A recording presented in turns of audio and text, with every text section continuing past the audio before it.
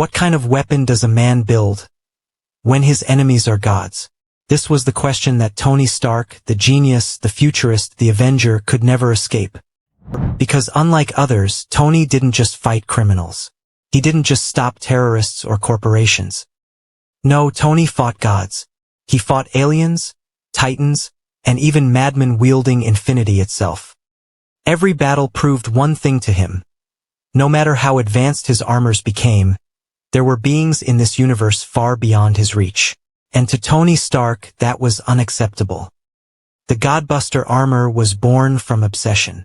From late nights in the lab, fueled by fear and genius. He wasn't satisfied with just building better weapons. He wanted the ultimate countermeasure. A design so radical, so impossible, it was never meant for public eyes. This was no simple Iron Man upgrade. This was an exo-universe-class weapon system, powered not by arc reactors or solar energy, but by something far more dangerous, a human consciousness construct.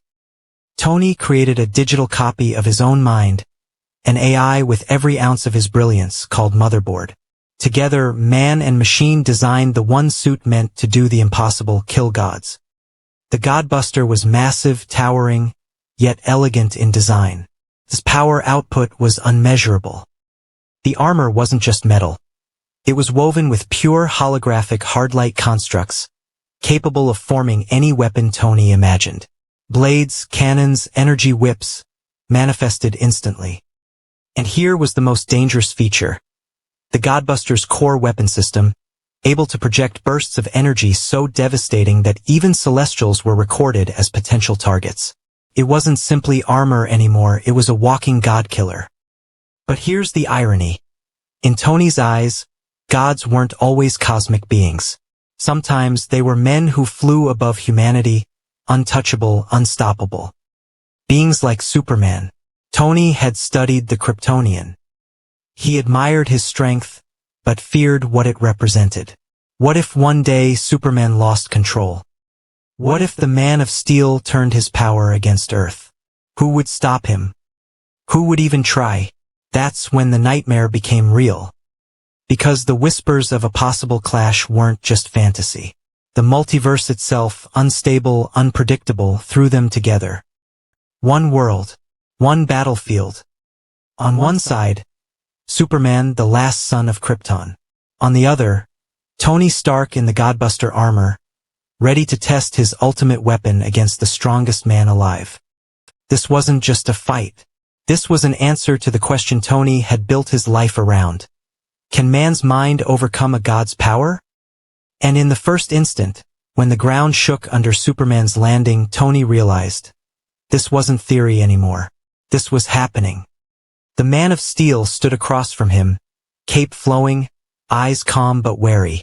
He didn't want this fight. But the Godbuster loomed above him, its glowing light casting shadows that made the Kryptonian look small. Superman spoke first. His voice carried both warning and hope. Tony, you don't want to do this. But the Godbuster's voice, layered with Tony's own digital twin, answered coldly. No, Clark. I need to.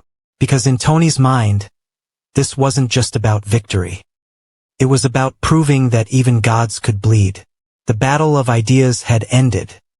The battle of man versus God was about to begin. And with one spark of energy from the Godbuster's core, the world trembled, waiting for the clash that could shatter it in two. The air split with the first strike. A beam of pure hard-light energy, fired from the Godbuster's chest core, ripped through the battlefield. Trees vaporized. The ground fractured. Mountains miles away trembled. But when the blinding flash faded, Superman was still standing. He had braced himself, arms crossed, absorbing the unimaginable force. His boots carved trenches in the earth, but he hadn't fallen. Not yet. His cape smoldered. His skin glowed faintly from the heat. Superman lowered his arms and looked up.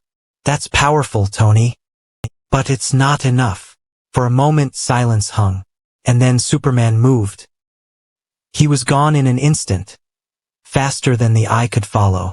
Faster than light. One moment he was across the field, The next he was at the Godbuster's chest, fist cocked back. The punch landed like a sun collapsing. Metal groaned, shockwaves shattered windows in distant cities, and the giant armor was hurled back a mile. Yet the Godbuster rose. Tony's voice echoed through the comms, strained but confident. Not bad, Clark. But let's see how you handle imagination itself. From the armor's hardlight systems, constructs formed, colossal blades, spinning drills, cannons firing in perfect sync. Superman zipped between them, shattering each with his fists, his heat vision melting constructs into glowing slag. But every time he destroyed one, 10 more replaced it. The Godbuster wasn't limited by physical weapons. It was powered by thought, and Tony Stark's mind never stopped creating. Superman realized the trap. He couldn't just destroy the weapons. He had to end the armor itself. He darted upward, breaking the sound barrier, then streaked down like a crimson comet. His shoulder slammed into the Godbuster's chest with seismic force. The ground cratered, Earth erupting like a volcano. The suit staggered, its systems flashing warnings. But then, something changed. The Godbuster's helmet lit up, its eyes burning brighter. The motherboard AI took over combat calculations, predicting Superman's movements before they even happened. Every dodge, every punch, every blast, anticipated. Superman threw a strike at supersonic speed. A shield was there first. He tried heat vision, blazing at white-hot intensity. The armor's hard light refracted it into harmless sparks. He lifted the Godbuster and hurled it into the stratosphere, only for the armor to reorient instantly, slamming back down like a meteor. The battle became a storm across Earth itself. Oceans rose as shockwaves tore through the seas. Cities miles away saw only streaks of light in the sky, thunder with no lightning. Superman began to sweat, not from fatigue, but from realization. The armor wasn't breaking. Every time he pushed harder, it adapted. Every counter he made was already calculated. Then Tony spoke, his voice heavy with both awe and dread. You see it, don't you, Clark? I've built the one thing you can't outrun. The one mind faster than you. Superman narrowed his eyes. His voice was steady, unshaken. You're wrong, Tony. You forgot one thing. The Godbuster paused, weapons aimed. And what's that? Superman clenched his fists, his aura burning brighter, his heartbeat steady like a war drum. I don't quit. He surged forward again, pushing beyond limits even he rarely touched. Faster than prediction, stronger than calculation. His fists blurred.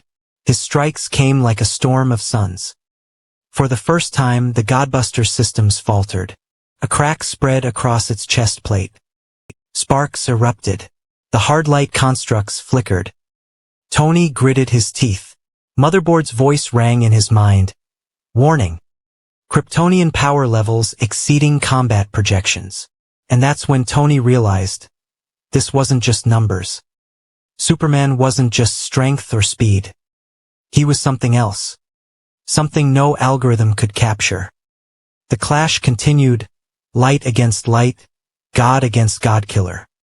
But deep down, Tony began to wonder, was his creation truly unstoppable? Or was Superman proving the one truth that haunted every genius? That there are some things no machine can ever measure. The battlefield was unrecognizable. What once was a thriving coast now looked like an alien wasteland. Oceans boiled. Craters stretched for miles. The air itself shimmered from the raw energy unleashed. In the center, two titans still clashed. Superman, battered but unyielding, stood defiant. His suit was torn, his skin scorched, but his eyes burned with unwavering resolve. The Godbuster armor, cracked and sparking, loomed above him, its hard light constructs failing one by one. Tony's voice was grim, almost whispering through the comms. You weren't supposed to last this long.